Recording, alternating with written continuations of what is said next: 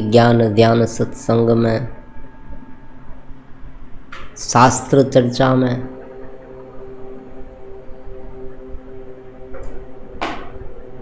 भगवत गीता का 15वां अध्याय पुरुषोत्तम योग। ये जो भगवत गीता का अध्याय है उनमें मूलभूत परमात्मा की बात बताई गई है, जीव के बारे में भी, और किस तरह से ये पूरा जो संसार वृक्ष उत्पन्न हुआ है, हमारे भीतर वृत्तियों का जो जमेला उत्पन्न हुआ है, उस वृत्तियों के जमेले को किस तरह से हटाया जाए ताकि भीतर के पुरुषोत्तम को, परम तत्व को, कॉन्शियसनेस को हम जान पाए, उनका अनुभव कर पाए। खास करके हमारे शास्त्र में, हमारे सनातन धर्म में ऐसी बहुत सारी विधियां हैं, ऐसे बहुत सारे शास्त्र हैं, ऐसे व्रत है जिसे एक पुण्य के रूप में बांध लिया गया है कि मान लीजिए कि ये जो अधिक मास है उनमें अगर ये भगवत गीता का 15वां अध्याय का पाठ करेंगे तो हमें बहुत पुण्य मिलेगा।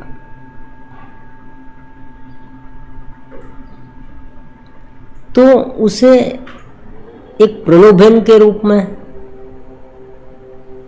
साधकों के सामने रखा गया है, मनुष्यों के सामने रखा गया है। और पुण्य वास्तव में होता भी है। क्यों होता है? क्योंकि अगर कोई व्यक्ति इनका बहुत ही डीप में अभ्यास करे,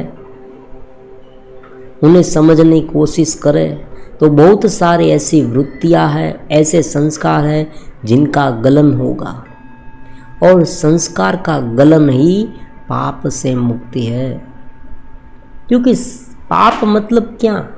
जमे हुए संस्कार जो भीतर दबे हुए हैं, वो वासना, उसे ही पाप कहते हैं। पाप और पुण्य का जो पूरा ख्याल है ना, वो संस्कार पर आधारित है। डाटा बैंक, हमारी जो डेटा बैंक है, आप कोई भी पेन ड्राइव है उसे कंप्यूटर में अटैच करेंगे तो जो पेन ड्राइव में डेटा है वो बाहर आएगा। मान लीजिए उसमें सॉन्ग है तो बजेंगे, उसमें कोई डॉक्यूमेंट है तो हमें स्क्रीन पर दिखाई देगी,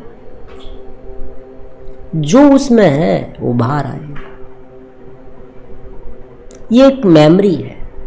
तो जिस तरह से कंप्यूटर की मेमोरी होती है, वैसे ही हमारे भीतर ये अचेतन माइंड में संस्कार के रूप में ये डेटा बैंक है, जो अनेक जन्म के जो कर्म है वो उनमें स्टोर है, और लिंग शरीर के माध्यम से एक शरीर के दूसरे शरीर तक वो जाते हैं, साथ रहते हैं, नष्ट नहीं हो जाते। अगर नष्ट हो जाते तो पाप पुण्य और उनका भोग, मान लीजिए किसी ने कोई गलत काम किया है तो उनके संस्कार उनके भीतर डटे हुए हैं, वो मर गया तो पूरे संस्कार गायब हो गए, तो उन्हें उनके जो कर्म हैं उनका फल मिला ही नहीं। ये हो सकता है, मान लीजिए कोई अंतिम समय पर, अंत समय में कोई कर्म करे तो, और वो मर जाए। मान लीजिए आधे घंटे में मरने वाला कोई व्यक्ति है, वो कोई ऐसा वैसा कर्म करे, तो अगर पूरी लाइफ पड़ी है तो हम समझ सकते हैं, अगर वो लंबा जिया, अपने शरीर के साथ जुड़ा रहा, तो हम समझ सकते हैं कि भाई लंबे समय तक में कभी ना कभी तो वो अपने ये बुरे कर्म का फल भुगतेगा ही। लेकिन तुरंत मर गया तो ये सब संस्कार धीरे धीरे आगामी जन्म में उनके साथ आते हैं, तो इसलिए पुण्य होगा। तो भगवत गीता का जो 15वां अध्याय है वो शुरू करते हैं हम शास्त्र चर्चा के विभाग में। तो उद्र मूल अधशाखा, जिनका परमेश्वर परमात्मा जिनका मूल ऊपर है, परमेश्वर जिनका मूल है, और नीचे क्या है? शाखा है। और जो वेदोक्त कर्म है उनके पर्ण है। इस संसार रूपी पीपल के वृक्ष को अस्वस्थम अव्ययम प्राहु, उसे क्या कहते हैं? अव्ययम, अव्यय रहित, नाम और रूप से पर, जो फॉर्मलेस है, जिनका कोई रूप नहीं है, ऐसे वृक्ष को जो जानता है वो वेद को जानता है। वेद ज्ञान अनंत है, आप समझे। बहुत सारे शास्त्र है, उपनिषद है, पुराण है, स्मृति ग्रंथ है, और उनके साथ साथ बहुत बड़े बड़े विद्वानों ने टीकाएँ लिखी है। योग शास्त्र है, सांख्य है, दर्शन है, मीमांसा है, पूर्व मीमांसा, उत्तर मीमांसा, इतने सारे ग्रंथ। अगर कोई व्यक्ति पूरे जीवन ये सभी ग्रंथ पढ़ने लगे और ये मान कर चले कि सभी ग्रंथ पढ़ लूँगा, मैं सभी ग्रंथों का अभ्यास करूँगा, गूंज में पड़ जाएगा। तो क्या करना है? यहाँ भगवान कहते हैं कि इस संसार वृक्ष को जानना है। इस संसार वृक्ष कैसा है? उदर मूल अधशाखा, जिनका मूल ऊपर है और शाखा नीचे है। मूल ऊपर है, उनका मतलब क्या हुआ? ये बहुत समझने वाली है बात है, आप समझे।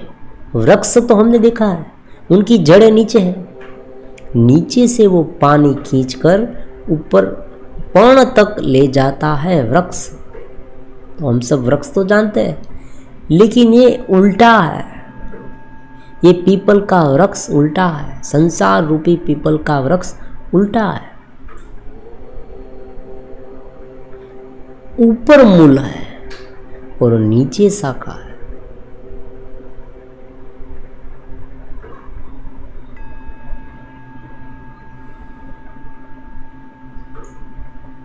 ऐसा है क्यों?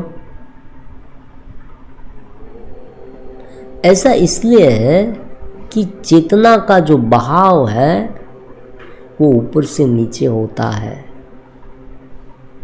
हमारे शरीर की बात करें, हालांकि चेतना तो सर्व में है, लेकिन जब कोई जीव में अभिव्यक्त होती है चेतना, तो वो ऊपर से नीचे तक होती है। जैसे जैसे हम नीचे जाएंगे, अलग अलग विषय आएंगे। ऊपर ब्रह्मरंध्र है, योग शास्त्र में भी यही बात है। चक्र की बात अगर आप जानते हैं कुंडलिनी योग में, तो आप जानेंगे कि ऊपर क्या है? ब्रह्मरंध्र है। और धीरे धीरे नीचे जाते जाते ये जो चेतना है घिरती जाती है, और मूलाधार चक्र में वो डोर्मिनेट स्वरूप में कुंडलिनी नाम की शक्ति में अभिव्यक्त होती है, वहाँ सुसुप्त हो जाती है। तो जैसे जागृत होती है तो ऊपर उठती है। एक दूसरी बात है, जैसे जैसे सूक्ष्मता बढ़ती जाएगी हम ऊपर उठे, ऐसा हम समझेंगे। ये रूपक के लेवल पर है। मान लीजिए पृथ्वी तत्व है, तो उनसे सूक्ष्म क्या है? जल तत्व है। जल तत्व से सूक्ष्म क्या है? अग्नि तत्व है। अग्नि तत्व से सूक्ष्म क्या है? वायु तत्व है। वायु से सूक्ष्म आकाश है, और आकाश से सूक्ष्म चेतना है।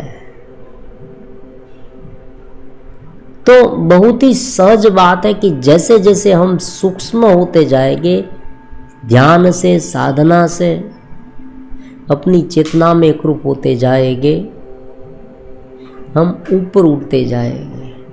तो ये संसार वृक्ष क्या है? नीचे। जैसे जैसे उनके साथ गिरते जाएंगे, ये संसार वृक्ष और गाढ़ा होता जाएगा और बड़ा होता जाएगा। अब देखो, यही बात को आगे जाके बताते हैं। इस संसार वृक्ष की 3 गुण से युक्त शाखाएं हैं और ऊपर और नीचे सर्वत्र वो व्याप्त है, फैली हुई है। और उनके अनुसार कर्म है, धर्म और अधर्म। ये जो बांधने वाले मूल है वो सर्वलोक में व्याप्त है। 3 गुण। ये जो कर्म कैसे होता है? 3 गुण पर आधारित। वृक्ष का स्वरूप कैसा है वो समझाने की कोशिश है। देखो, पूरी बात रूपक की तरह है। ये वृक्ष कैसा है? उल्टा है।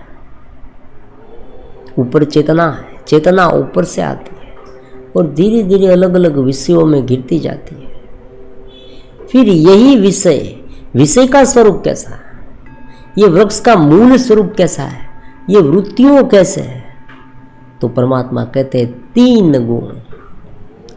3 गुण आधारित ये वृत्तियां है। सत्वगुण, रजोगुण और तमोगुण। शुभ वृत्तियां है, जो तप है, ध्यान है, जप है, व्रत है। हम जो सत्संग कर रहे हैं वो सत्वगुण है। रजोगुण में कार्य होता है, काम भी होता है, ईर्ष्या होता है, राग होता है, द्वेष होता है, ये सब रजोगुण। और तमोगुण में निष्क्रियता होती है। तो ये 3 गुण है, उनके माध्यम से ये पूरा संसार का वृक्ष बना है। और इस वृक्ष की जो पूरी चेतना कहाँ से आती है? ऊपर से आती है। एक साफ साफ बात है। इस 2 श्लोक में एक ही बात समझनी है कि ये एक ऐसा संसार रूपी वृक्ष उत्पन्न हो गया है हमारे भीतर, जो बार बार बढ़ता है, गाढ़ा होता जाता है। जितना हम काटे फिर से उग जाता है। अगर उसे हम दबा दें, वृत्तियों को दबा दें, तो क्या होगा? वृत्ति और जोर से बाहर आएगी।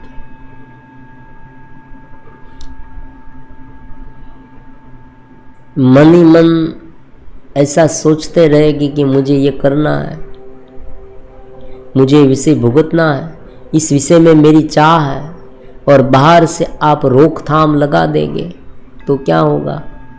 फिर से वो हो जाएगी। क्योंकि जब तक ये 3 गुण है, 3 गुण के माध्यम से अलग अलग कर्म उत्पन्न होते हैं। इस 3 गुण को समझना होगा, इस वृत्तियों को समझना होगा। ये सारी वृत्तियां हैं वो किन पर आधारित है? 3 गुण पर आधारित है। और ये 3 गुण और वृत्ति किनका प्रतिबिंब है? परम चेतना का। परम चेतना जो उद्र मूल है, परमात्मा है, उनका एक अंश हमारे भीतर है। और वही अंश धीरे धीरे ये 3 गुण में प्रविष्ट होता है और 3 गुण के आधार पर वृत्तियाँ उत्पन्न होती है। और ऐसे ये संसार का पूरा वृक्ष तैयार होता है। अब ये जो वृक्ष है ना, वृक्ष तो हमने ले लिया, संसार रूपी वृक्ष की कल्पना कर दी, एक पूरा फॉर्मेट बताया है इसमें, सर्वलोक भी आ गए इसमें। देखो, ये ज्ञान जो ना भगवद गीता का, उसमें केवल एक लोक के बारे में, एक व्यक्ति के बारे में बात नहीं की गई है, पूरे ब्रह्मांड के बारे में बात की गई है। ये पूरा जगत जो है ना, उनके बारे में यहाँ पर बात है। जगत उत्पन्न होता है, नाश होता है, वो कैसे, आप देखिए 11वां अध्याय देखे। 11वें अध्याय में परमात्मा ने क्या कहा, क्या दिखाया, केवल कहा नहीं, दिखाया भी, विश्वरूप दर्शन कराया। एक ओर से सभी जीवात्मा अंदर प्रविष्ट होते हैं, दूसरी ओर बाहर निकलते हैं। तो ये पूरी की पूरी जो रचना है उन्हें मूर्तिमंत रूप में दिखाया। भगवत गीता ने हमारे सामने रख दी कि आवागमन इस तरह से होता है, जन्म होता है, मृत्यु होता है। तो यही बात यहाँ पर बताने के लिए एक वृक्ष का रूप लिया गया है, रूपक लिया गया है कि उल्टा वृक्ष है। धीरे धीरे कुपल, जैसे मान लीजिए आपने वृक्ष को काट दिया लेकिन उनकी जड़ें हैं, समझे, जड़ में से वो पानी, पोषक तत्व सभी कुछ प्राप्त करता है, फिर से कुपल फूटेगी, फिर से जैसा वृक्ष है वैसा हो जाएगा। केवल ऊपर ऊपर से काट दिया कुछ नहीं होगा, ऊपर ऊपर से दबा दिया विषय को कुछ नहीं होगा। उन्हें जड़ से मिटाना होगा इस अविद्या को, इस ज्ञान को। किस तरह से? ज्ञान से। ये भी आगे आएगा। अब देखो, न रूपम अस्य इह तथोपलभ्यते, न अंतो न आदि न च संप्रतिष्ठा, अस्वस्थमेन स विरूढ़ मूलम असंग शस्त्रेण दृढ़ेन चित्वा। वाह, बहुत बहुत अद्भुत बात बता दी परमात्मा ने।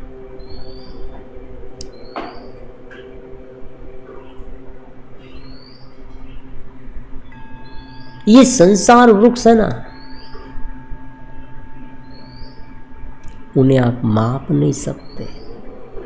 कब क्या सोच उत्पन्न हो, क्या वृत्ति उत्पन्न हो, उस वृत्ति के अनुसार कैसा जन्म मिले, कहाँ जन्म मिले, किस लोक में मिले, किस लोक में से हम आए हैं, ये सारे प्रश्न है ना। वो अभी तक इतने शास्त्र लिखे गए फिर भी ये प्रश्न निरुत्तर है, कोई नहीं बता सकता, क्योंकि है ही ऐसे। अब मान लीजिए हमारा जन्म है, आज हम जन्म हैं, आज हम बैठे हैं, ध्यान करते ये सब सुन रहे हैं, तो इनके पहले जन्म, इनके पहले जन्म, पिछले जन्म, उनसे भी पिछले जन्म, बहुत पुराने जन्म में कौन कौन से काम किए, अच्छे बुरे कर्म किए और उनका फल कब मिलेगा, ये किसके किस जन्म का फल है, इनके पिछले जन्म का कि या इनसे पिछले जन्म का। ये सब इतना गहन है।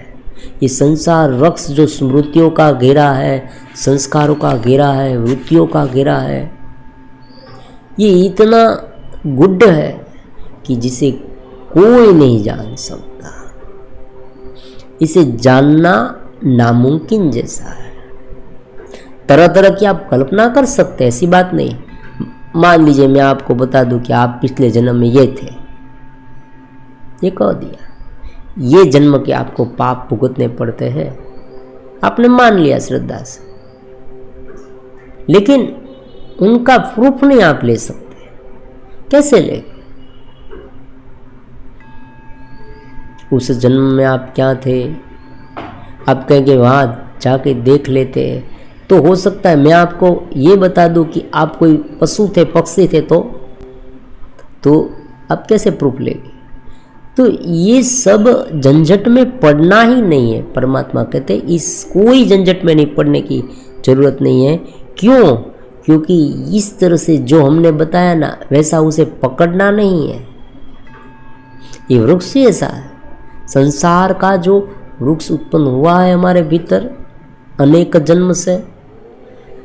अविद्या कब लागू हुई? मैंने बहुत बार ऐसे प्रश्न, जब कोई व्यक्ति वेदांत में आगे बढ़ता है, बहुत सारे ऐसे प्रश्न हैं। ज्ञान जैसे बढ़ेगा, जैसे जैसे आप ध्यान करेंगे, आपके मन में प्रश्न भी गहन उत्पन्न होंगे। शुरुआती साधक के प्रश्न जो होते हैं वो प्रश्न भी शुरुआती एकदम सामान्य होते हैं, ध्यान कैसे करो, मन नहीं लगता, विषयों बहुत उत्पन्न होते हैं, क्रोध आ जाता है, ये सब प्रश्न होते हैं। जैसे जैसे आगे बढ़े उनके प्रश्न डीप वाले हो जाते हैं। वो ये कहे कि ये चेतना का जन्म क्यों हुआ, ये चेतना मन से कैसे गिरी हुई है, ये चेतना शरीर के साथ कैसे है, इनसे भी डीप में वो जाएगा। तब वो ये पूछेगा कि भाई अविद्या आई ही क्यों, कहाँ से आई, कब शुरू हुई। आप कहते हैं कि चेतना है, चेतना में से अविद्या हुई, तो अविद्या कब आई, मुझ में अज्ञान कैसे आया, कब आया, वो मैं कैसे जानूं। तो ये प्रश्न उत्पन्न हो गए।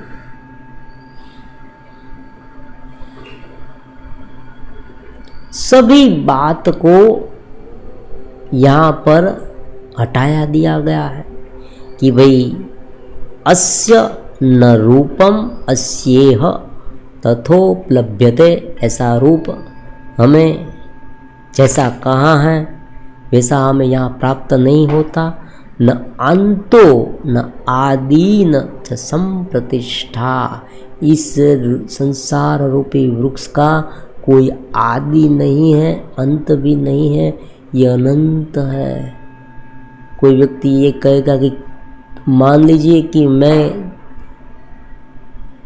इस ध्यान योग द्वारा, ज्ञान द्वारा कुछ ना करूं, जीवन जैसे जीता हूँ जिए जाऊँ, तो क्या होगा, कुछ नहीं होगा, जैसा है वैसा चलता रहेगा। कब तक चलता रहेगा, कोई नहीं कहेगा, अनंत काल तक।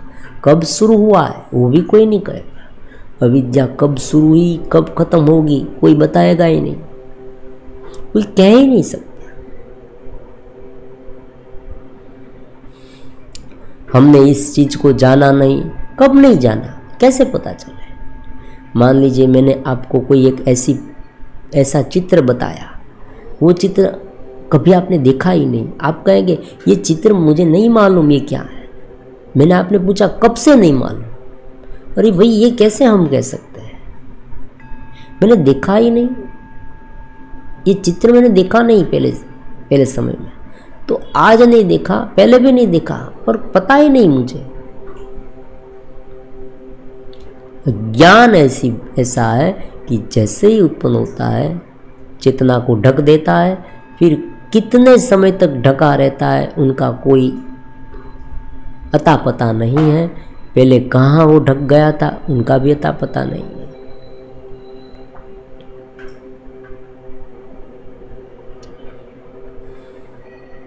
इस जन्म में भी,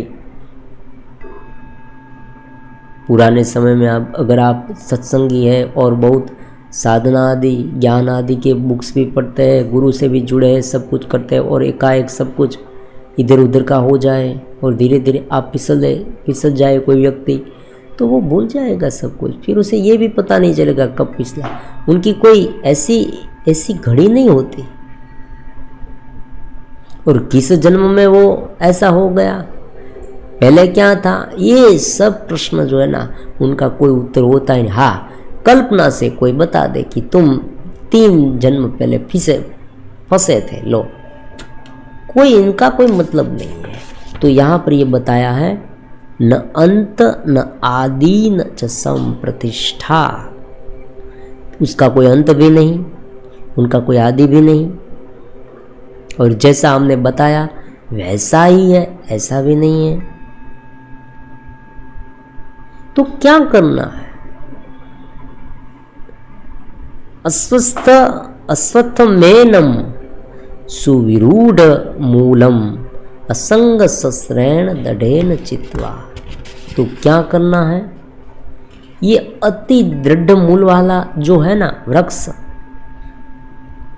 संसार रूपी वृक्ष, असंग सस्रेण दढ़ेन चित्वा, वैराग्य रूपी असंग। असंग का मतलब क्या हुआ, यहाँ वैराग्य देखो, यहाँ एक थोड़ा डीप जाते हैं, दूरी बनाए। परमात्मा ये बताते असंग, उनके साथ संग मत करें। कोई व्यक्ति बहुत आपका फ्रेंड है, आपको पता चल गया उनके जो कर्म है ना अच्छे नहीं है, पता चल गया हमें, सब कुछ पता चल गया, वो अच्छा आदमी नहीं है, उनके कर्म बुरे हैं। उनके कर्म के कारण हम फंस सकते हैं, हम जान गए, सब कुछ जान गए, तो हम क्या करेंगे? एक ही सलाह हम देते, उनसे दूरी बना के रखें। आप ये जानने मत बैठिए कि वो क्या कर रहा है, वो कब ये ऐसा हो गया, ये सब कुछ नहीं भाई। तुम दूरी बना लो उनसे, उनसे दूर रहो। असंग शस्त्रेण दंडेन, उसे काट दो, लेकिन किस तरह से काटे? कोई वृक्ष को काटना हो तो कुल्हाड़ी, आप जानते हैं कुल्हाड़ी से काट सकते हैं वृक्ष को, और आज तो मशीन भी आ गए हैं, वृक्ष कट जाएगा। लेकिन इस वृक्ष को कैसे काटे? जो संसार रूपी वृक्ष, उनकी अलग अलग कोपल हैं कर्म रूपी। देखो, विपरीत कर्म, शुभ कर्म, अकर्म, विकर्म, सकाम कर्म, निष्काम कर्म, कर्म भी कितने प्रकार हैं, और कर्म के अनुसार संस्कार संस्कार गढ़ते हैं, भीतर स्टोर होते हैं, उनके अनुसार वृत्तियाँ उत्पन्न होती है, वृत्तियों के अनुसार कर्म होता है, फिर से कर्म से वृत्ति, वृत्ति से कर्म, संस्कार, ये सब इधर उधर का चलता ही रहता है, और इनके अनुसार जन्म मिलता है, चेतना उनके साथ गिरती है, साक्षी भाव चला जाता है, मैं ब्रह्म हूँ, चेतना हूँ, आनंद हूँ, परमात्मा ही सब कुछ है, उनका मैं अंश हूँ। तो ये सब भूलकर व्यक्ति जीव भाव में आ जाता है, प्रत्येक जीव। तो इस तरह से जीवन जीने लगता है, उसे वो भूल जाता है। जैसे ही वो भूलता है, जीव भाव पकड़ा जाता है, दोनों एक साथ होता है। ज्ञान का अस्त और अज्ञान की शुरुआत, उदय, अज्ञान का अंत और अज्ञान का अंत होता है, ज्ञान का उदय होता है, दोनों एक साथ। उसी तरह से ज्ञान का अंत होता है और अज्ञान का उदय होता है, दोनों एक दूसरे के साथ मिले हुए। एक का विलीन होना, दूसरा का उत्पन्न होना।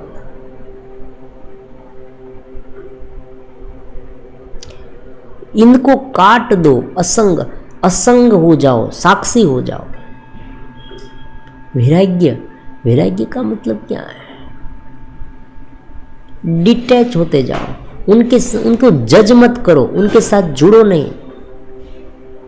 क्रोध उत्पन्न हुआ, हाँ हुआ, क्रोध के साथ जुड़ो नहीं, क्रोध को देखो, हौस भरी दृष्टि से देखो, साक्षी भाव से देखो। परम तत्व, मैं कौन हूँ, मैं कौन हूँ, मैं कौन हूँ? मैं चेतना हूँ, परम तत्व का अंश हूँ, भगवान का भक्त हूँ। भगवान से प्रीति रखो।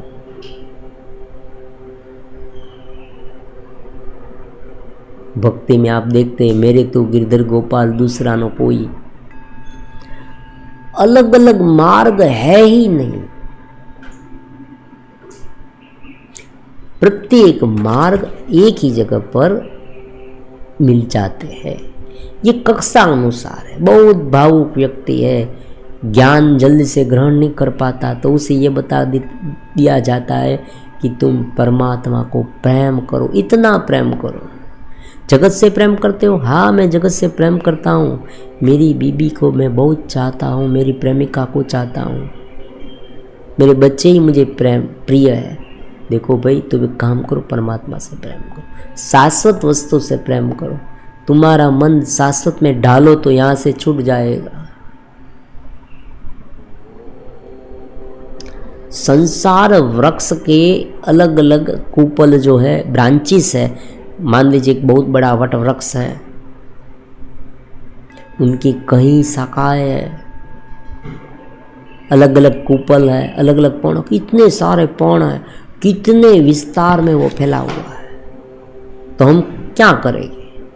सबसे पहले बाहर की जो अलग अलग ब्रांचेस है ना, वो काटेंगे।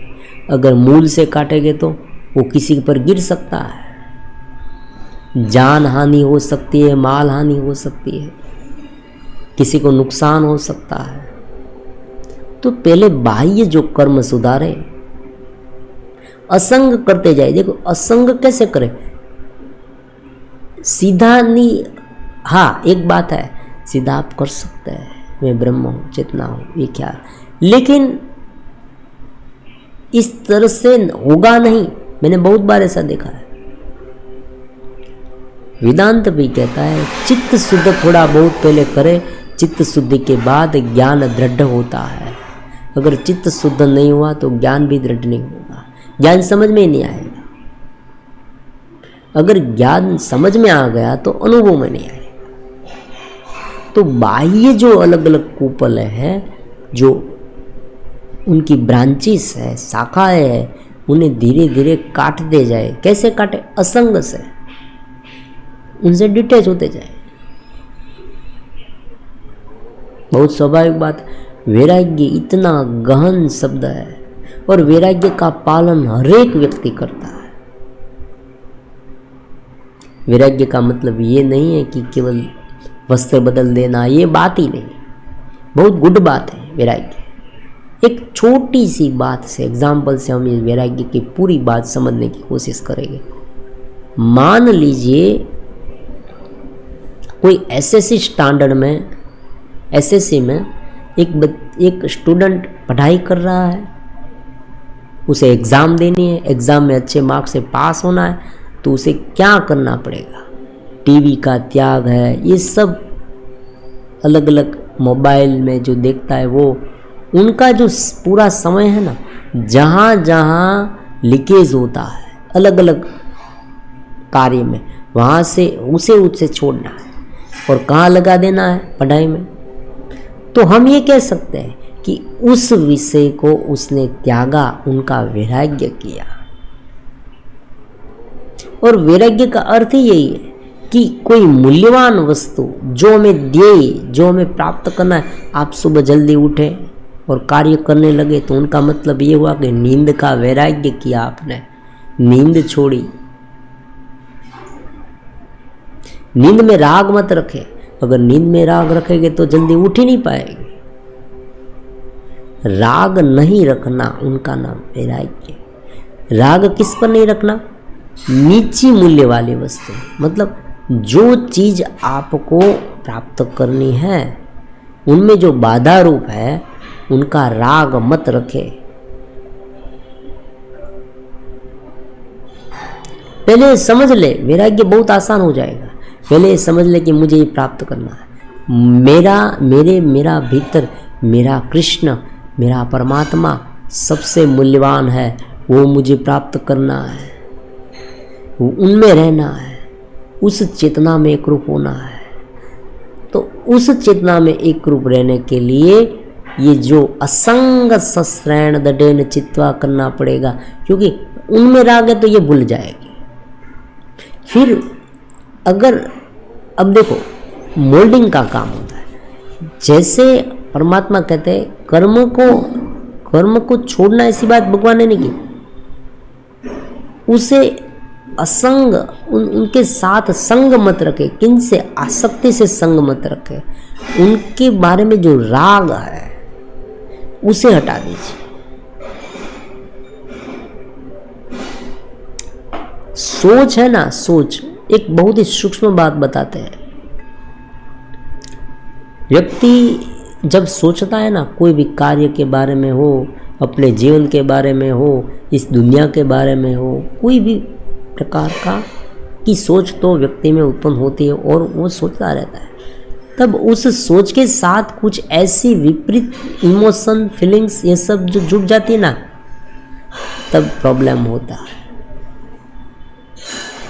सोचते सोचते मान लीजिए कोई व्यक्ति मन ही मन उद्विग्न होने लगे, मेरे साथ ये क्यों होता है, वो क्यों होता है, अब क्या होगा मेरा, उसने मुझे ये किया, वो किया। ये सब अलग अलग प्रकार का जो वर्तुल खड़ा हो जाता है, उसे ही राग कहते हैं, द्वेष कहते हैं।